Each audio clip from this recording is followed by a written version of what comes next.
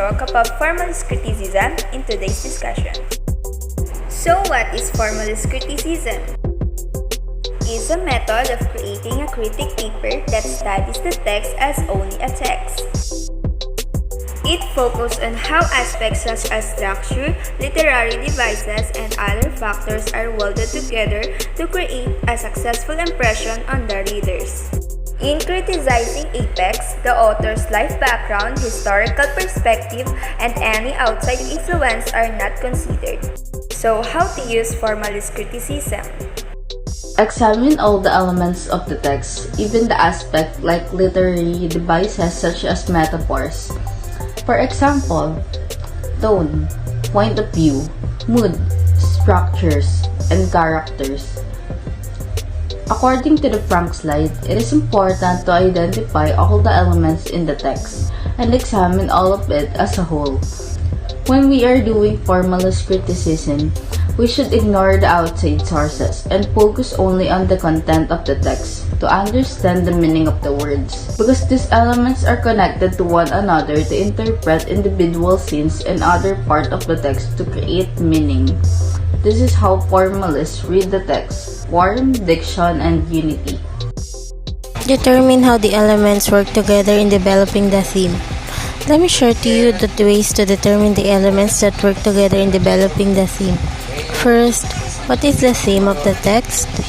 Second, how did the change in tone contribute to the theme? Third, how did the imageries help you to understand the theme? And last, how did the other literary devices help you to identify the theme?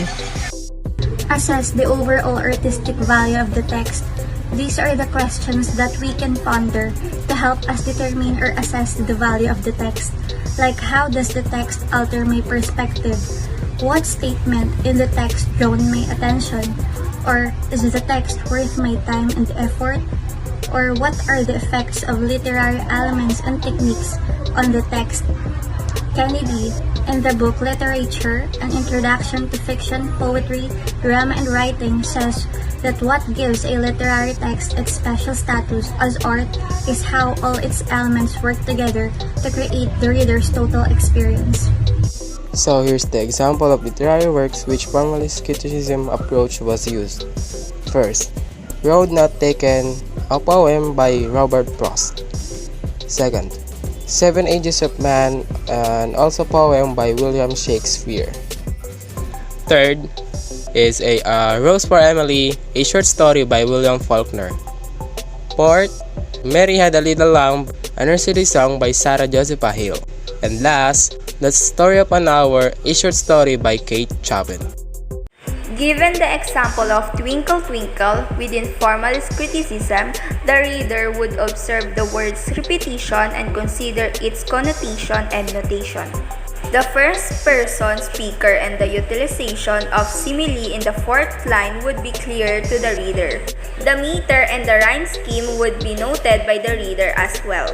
After the poem has been literally analyzed, the reader can consider how the various aspects interact to generate the poem's overall meaning. That's it for today. Have a nice day and thank you for listening.